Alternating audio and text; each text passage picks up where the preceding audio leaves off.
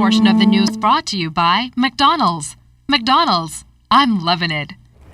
Welcome back. We begin the segment with news from the courts as Drug Enforcement Unit officers arrested 4 men ages 31, 34, 35, and 42 years old shortly before 1 o'clock this morning after officers searched a white Odyssey van in the area of Chippingham near the Bahamas Humane Society.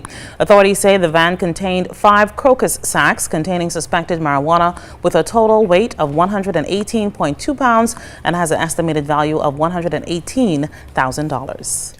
Well, former NFL player Michael Cobb bringing some positive energy to the Department of Corrections today. Cleopatra Murphy was along for the visit as he challenged inmates to do something more meaningful with their lives. Former Chicago Bears player Michael Cobb told inmates at the Department of Corrections that despite their present circumstances, they can have a promising future. He imparted a lesson taught to him by a former teacher that having the right attitude and having a willingness to work to achieve a goal determines success. We can have an attitude, a good attitude. We can have a negative attitude. We can allow certain circumstances in our lives to dictate our attitude. But the bottom line is, you got to carve out your own life. The former NFL player said, like them, former South African president, the late Nelson Mandela, was incarcerated for 27 years, but he did not allow the experience to make him bitter.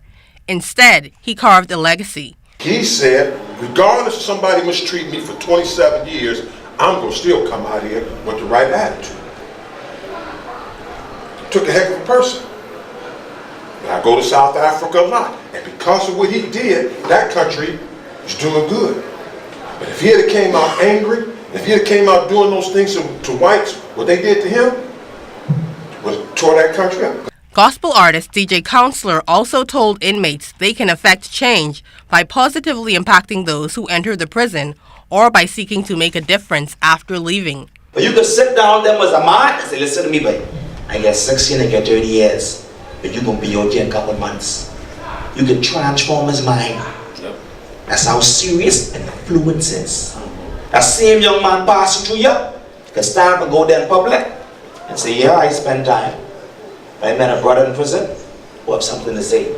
Inmate Gary Bates says he was inspired by the message and there was something they all could take away.